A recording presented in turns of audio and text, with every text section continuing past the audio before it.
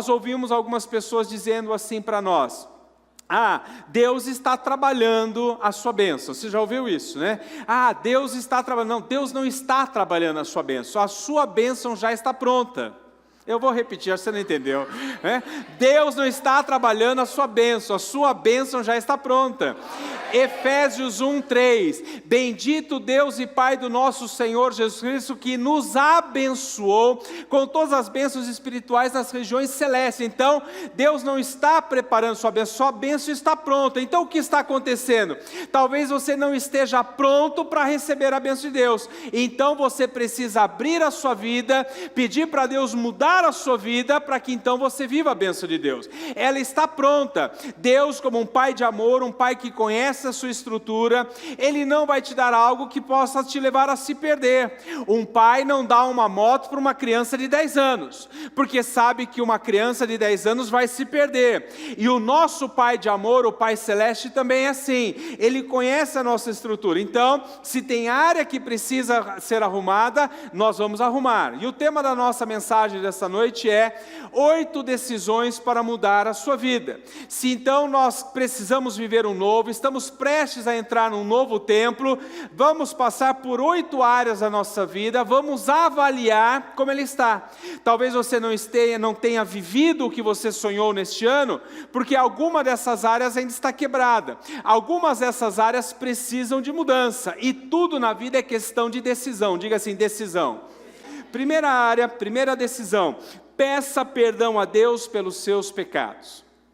Atos capítulo 3, versos 19 e 20 diz assim: arrependam-se, pois, e voltem-se para Deus, para que os seus pecados sejam cancelados, para que venham tempos de descanso da parte de Deus. Primeira decisão que você precisa tomar para viver e entrar num novo ciclo, para entrar numa nova estação, é decida pedir perdão pelos seus pecados. Porque esta época do ano, o que nós mais ouvimos são pessoas dizendo assim: puxa, eu estou tão cansado, chegou o final do ano, eu trabalhei um ano inteiro. Ou outras que dizem assim: olha, eu estou cansado demais, eu estudei o ano inteiro. E o que acontece?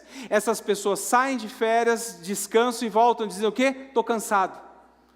Ué, mas seu problema não era então descanso? Se você tirou férias e continua cansado? Por quê? Porque o problema não era o trabalho, o problema não são os estudos, o problema é o pecado, porque o pecado cansa, a sua alma, seu espírito precisa de descanso. Por isso que ele vai dizer que nós precisamos confessar os nossos pecados. Para quê? Para que venham tempos de descanso da parte de Deus. Um cristão não é aquele que não peca, um cristão é aquele que peca, e ele, quando peca, ele leva e entrega diante do altar do Senhor os seus pecados imediatamente. Não é aquele que faz uma listinha dos seus pecados e vai acumulando assim: no dia 31 de dezembro eu vou me consertar com Deus, na Santa Ceia, na próxima Santa Ceia eu vou me consertar com Deus. Não, um cristão é aquele que quando peca, ele entrega direto vai no altar de Deus, ele se arrepende no altar de Deus. Um cristão, ele não acumula pecados, ele o confessa diariamente, porque o pecado, ele cansa. Diga assim, pecado cansa. E o pecado, ele rouba a nossa prosperidade. Este é o perigo. Ninguém prospera tendo pecado, ninguém prospera na vida ocultando o pecado. Olha o que diz Provérbios 28:13. Quem esconde os seus pecados não prospera. Vamos dizer juntos? Quem esconde os seus pecados não prospera. E olha o que ele vai dizer: mas quem os confessa e os abandona encontra misericórdia. Diga assim, misericórdia. O que o sábio Salomão está dizendo? Que aquele que encobre os seus pecados e não confessa, não prospera. Mas aquele que confessa diante de Deus, ele encontra a misericórdia de Deus, favor de Deus, perdão de Deus, graça de Deus. Aí você vai dizer: mas Márcio, você não conhece o meu patrão. O meu patrão é um camarada mentiroso, meu patrão é um camarada corrupto, está envolvido com corrupção, é um camarada cheio de amantes e ele é riquíssimo. E você está me dizendo que aquele que está em pecado não prospera? Aquele que está em pecado nunca irá prosperar? Sim, porque riqueza e bens tem a ver com o exterior, enquanto prosperidade tem a ver com o interior. Tem muita gente que tem muito dinheiro, tem tanto dinheiro, que a única coisa que ele tem na vida é dinheiro. Ele não tem paz, ele não tem sono, ele não tem alegria, ele não tem família, mas tem dinheiro. Então riquezas e bens são coisas exteriores, prosperidade é interior. Qual é a definição de prosperidade? Definição de prosperidade bíblica prosperidade é felicidade. Diga assim, felicidade. E tem muito camarada rico morando em cobertura triplex e que não é feliz. Não tem um casamento feliz, não tem uma família feliz. Então, riqueza não é sinônimo de prosperidade. Prosperidade é felicidade. Prosperidade é contentamento. Diga contentamento. E tem muita gente rica que não está contente, que não é satisfeito, não é? Prosperidade é sucesso, prosperidade é progresso, por isso que a Bíblia diz que nós andamos de glória em glória. O crente ele anda com a sua vida, hoje você está melhor do que ontem, amanhã estará melhor do que hoje, isso é prosperidade. Prosperidade é a ausência de necessidade, e nós temos visto que muitos crentes não estão vivendo uma prosperidade, não a riqueza, mas essa prosperidade de Deus, o shalom de Deus, uma família abençoada, ter o pão de cada dia na sua mesa, ter o abraço da família, ter o amor da família. E por quê? Por causa do pecado. Então, se você não está vivendo essa prosperidade de Deus, de felicidade, contentamento, de sucesso, de uma vida progressiva, reavalie a sua vida e decida mudar ainda neste ano, em nome de Jesus. Segunda decisão que nós precisamos tomar para viver uma mudança em nossas vidas: pague todos os seus votos espirituais. Isaías capítulo 19, verso 21, ele diz assim: farão votos ao Senhor e os cumprirão. Vamos dizer juntos? Farão votos ao Senhor e os cumprirão. O que você disse que daria para Deus e não deu neste ano? O que você disse que faria para Deus e não fez esse ano? Porque tem gente que entrou 2018 dizendo assim: Deus, esse ano eu vou entrar no ministério e vou servi-lo. Deus, esse ano eu vou abrir minha casa para ser uma célula, para ser um lugar de milagres, para ser um ambiente de salvação. Deus, esse ano eu e a minha família nós vamos frequentar uma célula. Deus, esse ano eu vou entrar na escola bíblica porque eu quero crescer espiritualmente. Eu quero participar do curso de liderança da igreja. Eu quero estar mais ativo na obra. Eu quero entrar no ministério Amar. Eu quero ajudar os necessitados. Eu quero entrar na diaconia, ajudar a receber. E quantos votos você fez a Deus e não cumpriu?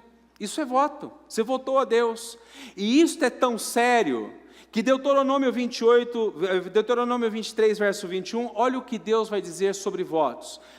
Se um de vocês fizer um voto ao Senhor, o seu Deus, não demore a cumpri-lo, pois o Senhor, o seu Deus, certamente lhe pedirá contas, e você será culpado de pecado se não o cumprir. Sabe por que tem muita gente que não está vivendo, e você sonhou, tem gente que sonhou, projetou, e não está vivendo, tem coisas travando o seu destino, por causa de um pecado, como vimos, talvez por causa de votos que você fez diante do Senhor e não pagou. A Bíblia fala tão sério sobre voto, ele fala sobre o voto de tolo. O voto do tolo é aquele que promete, que cumpre, faz um voto e não paga, não cumpre. Falou para Deus que ia mudar no casamento, ia mudar com o cônjuge, ia mudar com os filhos, ia dar mais tempo para a família e não cumpre. Então ele está dizendo que é melhor não votar. A palavra de Deus é o seguinte: por que você está votando? Deus não está pedindo para você votar. Então, se você votar, você cumpra o seu voto, decida pagar os seus votos. Um dia Deus disse assim a Abraão: Abraão, entrega o teu filho único Isaque no altar. Agora Abraão decide fazer um voto com Deus: sim, eu vou entregar meu filho no altar. Ele vai, entrega Isaque no altar, lá no Moriá. Quando ele está para imolar o seu filho, Deus diz assim: Abraão, não faça isso, não precisa. e então Deus proveu um cordeiro. O que Deus está dizendo? Deus mostrou a Abraão que não estava interessado em Isaac, Deus estava interessado em Abraão. Deus não estava interessado no voto, Deus não estava interessado na oferta, Deus estava interessado no voto. Meu irmão, Deus não está interessado nas suas coisas, está interessado na sua fidelidade. Ele quer ver se você é fiel, se você confia em Deus verdadeiramente. Então, se você fez um voto com Deus, que você pague ainda neste ano em nome de Jesus. Em terceiro lugar, acerte suas pendências relacionais. Quer viver um ano abençoado? Então acerte suas pendências relacionais. Mateus capítulo 5, versos 22 a 24. Mas eu lhes digo que qualquer que se irá contra o seu irmão estará sujeito a julgamento. Também, qualquer que disser a seu irmão, raca, desprezo em hebraico, será levado ao tribunal. E qualquer que disser, louco, corre o risco de ir para o fogo do inferno. Você precisa acertar as suas pendências e relacionamentos. Você precisa olhar para a sua família biológica, você precisa olhar para a sua família espiritual e avaliar se não há alguma pendência. Se houver, você precisa acertar essas pendências. Você precisa, tem gente que está sem falar com pai, com mãe, com filhos, com irmãos, com colegas de trabalho, com irmãos da igreja há muitos anos e acha que não precisa resolver isso. Precisa sim. John Bevere diz o seguinte: o ressentimento é a isca de Satanás. Vamos dizer juntos?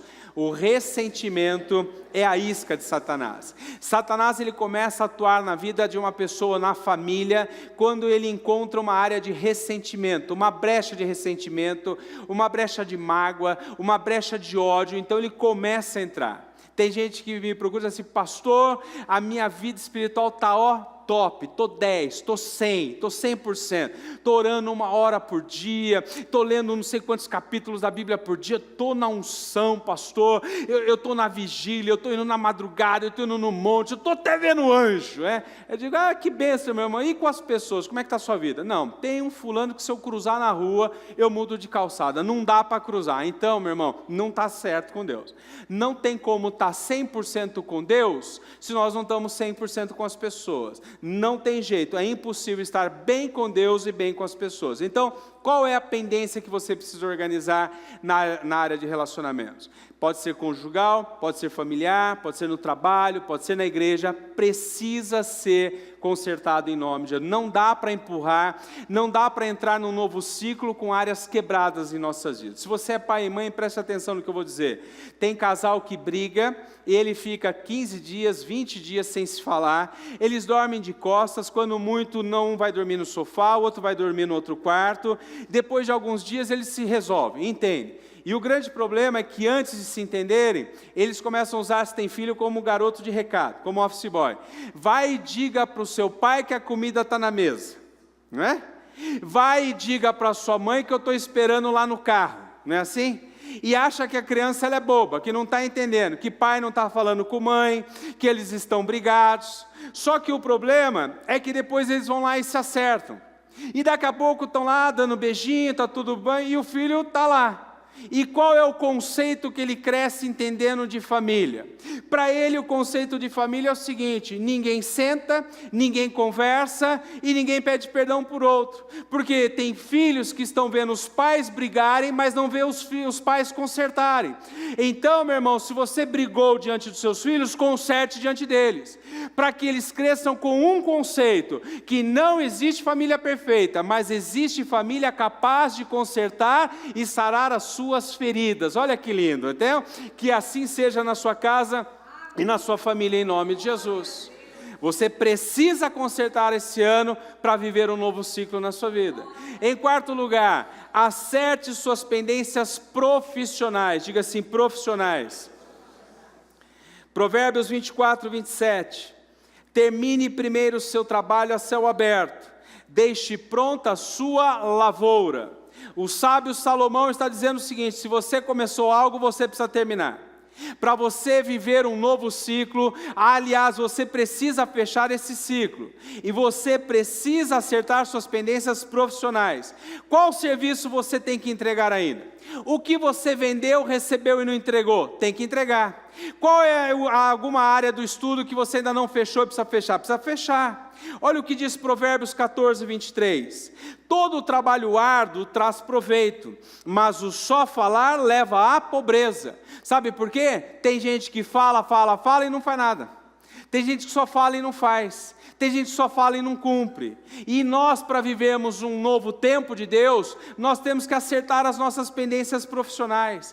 Você sabia que a sua área profissional ela está inteiramente ligada à sua área espiritual? Ela está totalmente ligada à área espiritual. Você pode dizer dizendo, pastor, mas o que tem a ver minha área profissional com a espiritual? Totalmente ligadas, totalmente interligadas. Sabe por quê? Porque tem muita gente que não dá 100% do seu potencial no emprego, ele está pecando, está fazendo algo errado. Olha o que a Bíblia nos ensina em Colossenses capítulo 3, verso de número 23. Tudo o que fizer, façam de todo o coração, como para o Senhor e não para homens. Vamos dizer juntos? Tudo o que fizerem, façam de todo o coração, como para o Senhor e não para os homens. Sabe qual é o problema? Por isso que eu digo que a sua área profissional está 100% ligada à sua área espiritual. Porque tem gente que tem um potencial enorme, e ele chega no trabalho e ele não dá o 100% do seu potencial. E sabe por que ele não dá o 100% do seu potencial? Porque ele olha para o patrão. E ele diz assim na sua mente, eu vou suar o dia inteiro, vou ralar, vou chegar cansado em casa, para esse camarada ficar rico? Eu vou dar o meu sangue, para esse camarada trocar de carro no final do ano? Eu vou me doar para esse camarada ir tirar férias no exterior? Eu não.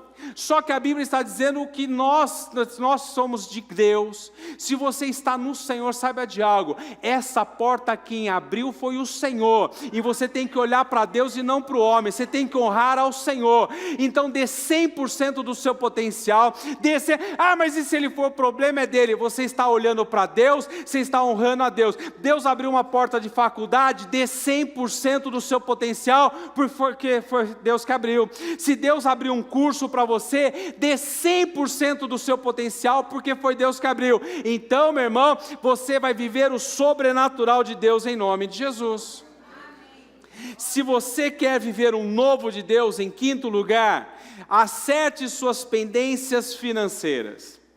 Eu falei isso agora no culto das 5 horas da tarde, o irmão disse, fala Deus, acerte suas pendências financeiras. 2 Reis, capítulo 4, tem uma passagem, nós vamos ler daqui a pouco, muito interessante. Uma mulher, o seu marido morre, e ele morre e deixa uma grande dívida, uma dívida impagável. Os credores chegam para ela não tem como pagar. Aí os credores querem levar os seus filhos como escravo, para quitar a dívida, porque era assim que funcionava na época.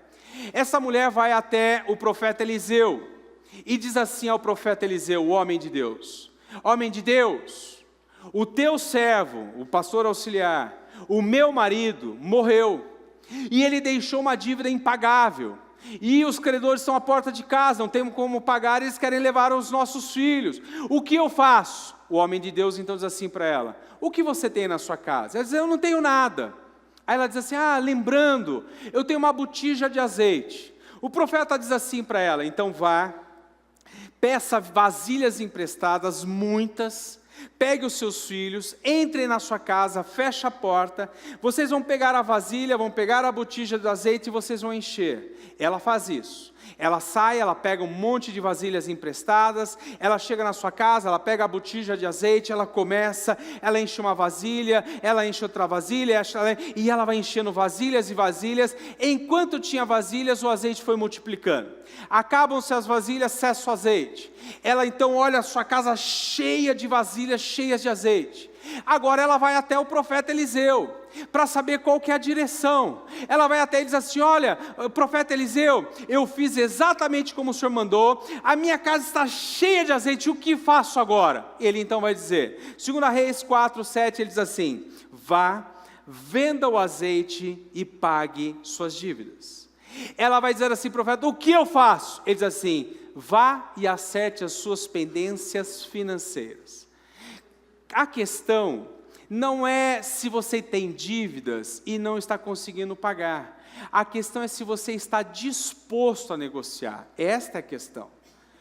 Você sabe que judeu sabe ganhar dinheiro, né? E sabe qual é um provérbio judaico? Diz assim: é melhor ir dormir sem jantar do que se levantar com dívida. Sabe por quê? Eu não estou dizendo que se você está devendo, você está em pecado. Se você tem dívida, você está em pecado. Eu não estou dizendo isso. Eu estou dizendo que se você quiser viver em 2019, ou ainda neste ano, um ano abençoado, se você quiser viver em paz, se você quiser deitar e dormir, se você quiser andar de cabeça erguida na rua, você precisa acertar suas pendências financeiras.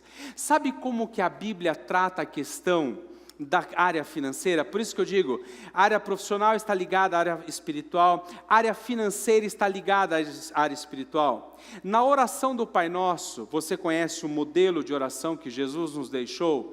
Quando chega na hora de falar de pecado, ele vai dizer assim, o evangelista Lucas, ele vai dizer assim: Pai, perdoa os meus pecados, como eu perdoo aqueles que pecaram contra mim. Não é assim? Está lá, o Pai Nosso, essa é a oração. Perdoa os meus pecados, como eu perdoo aqueles que me ofenderam. Ele está tratando de pecado.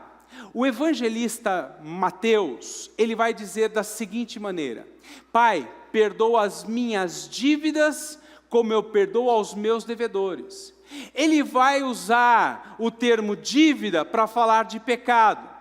Por quê? Porque pecado e dívida, eles têm algo em comum, muito em comum. Que os dois aprisionam o homem, os dois tornam a pessoa refém. Por isso que ele fala de pecado e ele fala de dívidas. Porque quando você olha a história dos hebreus no Egito, o que significa aquela história? Aquela história representa: o Egito é o mundo, preso de Satanás, Faraó é Satanás, que no sistema do mundo ele aprisiona os filhos de Deus. E qual é o resultado daquele povo? Aquele povo viveu escravo, oprimido, aquele povo vivia sob pressão, porque estavam sendo subjugados por Satanás, alguém que estava ali preso, aprisionado. E é assim, quando estamos em pecados, nós estamos presos, nós estamos como refém do diabo. E alguém que está com dívidas financeiras, ele está como refém de alguém. Basta você ver, e infelizmente tem gente aqui nessa situação, gente com o nome no Serasa. E você que está com o nome no Serasa, você sabe o que eu estou dizendo.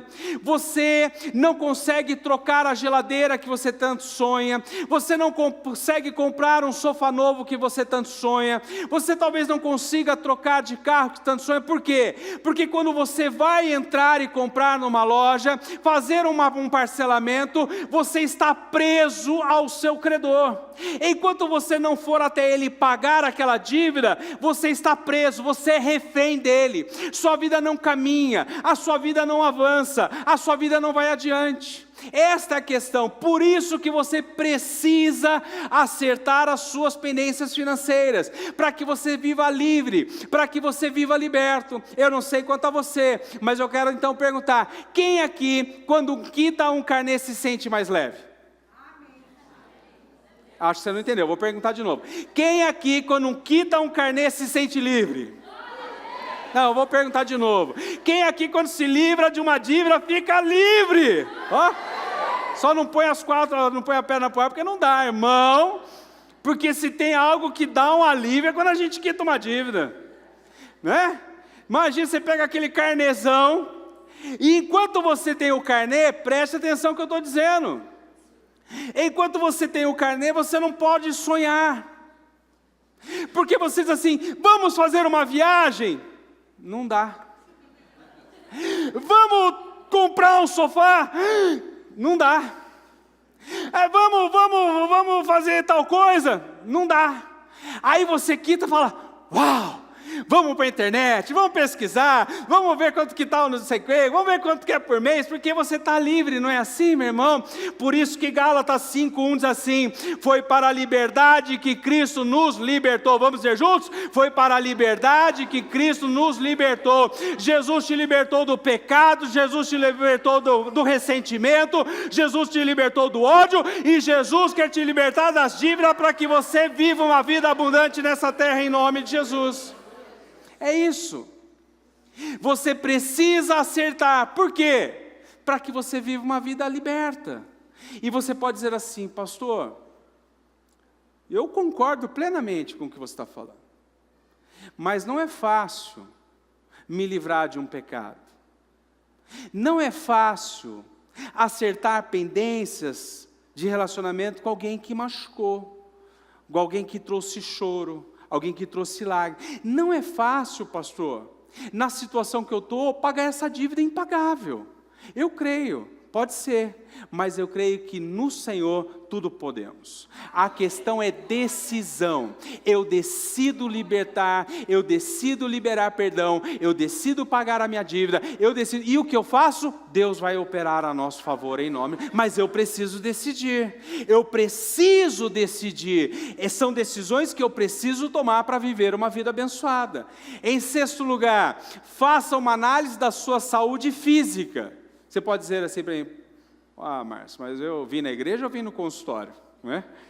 De manhã nós tínhamos médico, à tarde nós tínhamos um pretendente a médico, agora nós temos um médico. Então, você está aqui, você pode até ser abençoado aí, mas olha só, decida fazer uma análise da sua saúde física. Por quê? Assim como a área profissional está ligada à área espiritual, assim como a área financeira está ligada à área espiritual, assim também a sua saúde está ligada à área espiritual. Por quê? Para Deus, quem cuida da sua saúde, Ele está cuidando do templo do Espírito Santo de Deus. Deus está sim interessado com a sua saúde. E olha o que a palavra do Senhor diz em 3 João 1:2. Oro para que você tenha boa saúde e tudo lhe corra bem. Vamos dizer juntos? Oro para que você tenha boa saúde e tudo lhe corra bem. Eu oro para que você tenha boa saúde e tudo lhe corra bem. Porque você precisa ter saúde física, mental e espiritual para viver uma vida abundante nessa terra. E olha como as coisas estão, o mundo está tão voltado para essa questão. Nós temos o Setembro Amarelo, é prevenção de suicídio. Nós temos o Outubro Rosa, que é prevenção do câncer de mama. Nós temos o Novembro Azul, que é prevenção do câncer de próstata, não é isso? E agora nós temos o Dezembro Vermelho, que é contra o HIV. Por quê? Porque Deus está interessado na sua saúde. Então, se você não foi, vá ao médico, faça seus exames, cuide bem da sua saúde, cuide bem do seu corpo, porque ele é templo do Espírito Santo. Amém? Em sétimo lugar, jogue fora todo lixo e inutilidades da tua casa. Olha para mim, irmã. Para que guardar tampa de panela sem panela?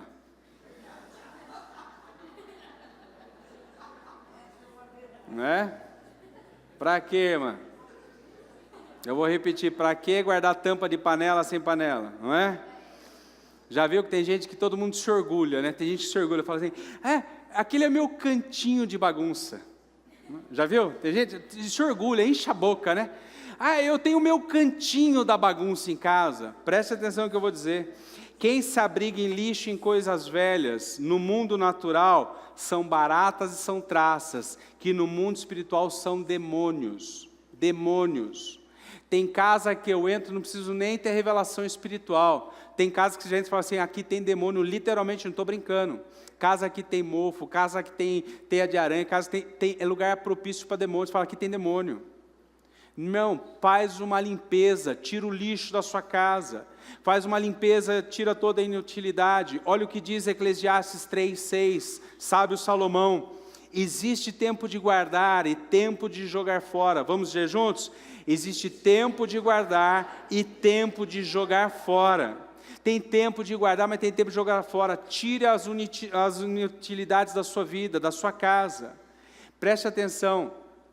Se nesse ano você chega, eu não sei quanto a você, mas eu faço isso. Última semana do ano, eu vou no meu escritório, eu arrumo minha mesa, eu abro minhas gavetas, eu abro tudo, tem coisa que já cumpri, já fechei, tá ok, não precisa ficar guardado documento, não precisa ficar guardado um monte de coisa. Faça isso. Abra o seu guarda-roupa, abra o armário da sua cozinha, abra lá o quartinho de bagunça. Se tem roupa que você não usou o ano inteiro, será que ela é essencial? Mas essa peça aqui mas eu não usei uma vez no ano. Será que para você, certeza que ela não é essencial para você, mas ela pode ser essencial para uma pessoa. Mas quando eu emagrecer eu vou usar. Não, irmã, fica tranquila, não é porque você não vai emagrecer, mas é que a moda vai mudar, você vai ter dinheiro, vai ter um novo em nome de Jesus, amém? Se tem gente que está casado há 5 anos, 10 anos, 20 anos, você vai na casa, olha essa caixa aqui, ganhei de presente de casamento, é mesmo, está embrulhado. Nunca usou. 20 anos. Eu sei que tem gente aí, né? Estou falando, né? Deus está falando. É verdade. Tem gente com coisa guardada. Meu irmão, minha irmã, se está 5 anos, 10 aqui, você nunca usou. Não tem utilidade para você. Não tem o porquê estar ali. Varão, olha para mim. Tem homem aqui que tem churrasqueira em casa, está cheio de teia de aranha. A grelha está enferrujada. Olha o conselho do seu pastor nessa noite. Chega na sua casa semana que vem, no sábado, você taca carvão, acende o fogo, queima a teia de aranha, queima tudo e chama o seu pastor em nome de Jesus. Aí nós vamos lá, vai ser bênção em nome de Jesus, amém? Mas limpa, não pode ter essas coisas em casa, em nome de Jesus, né? Em 8º lugar, para nós orarmos, 8 decisões para mudar a sua vida. Conclua a limpeza espiritual em seus pertences. Atos 19, 19 e 20. Grande número dos que tinham praticado ocultismo reuniram seus livros e os queimaram publicamente.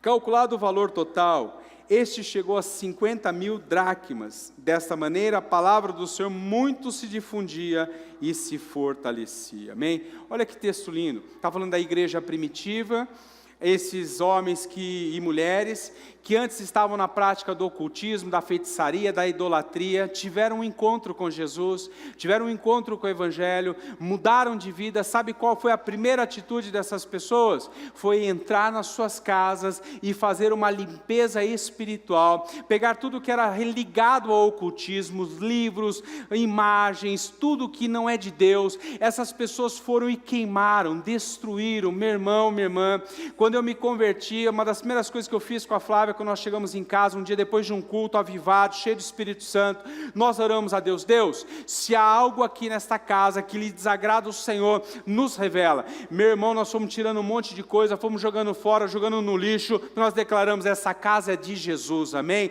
Meu irmão, não olha para quem te deu, não é por quanto vale, por quanto custa, o que importa é que você hoje é uma nova criatura em Cristo Jesus, e dessa igreja não vai pastor na sua casa para fazer seleção, quem vai com você é o Espírito Santo de Deus. Você vai orar, você vai ser cheio do Espírito Santo, vai dizer, Espírito Santo de Deus, se o Senhor me incomodar, eu jogo fora. Mas aqui foi fulano que deu, foi meu titio, foi não sei o quê. Se o Espírito Santo de Deus joga fora, mas custa tanto, vai para o lixo, porque a tua casa é do Senhor, meu irmão.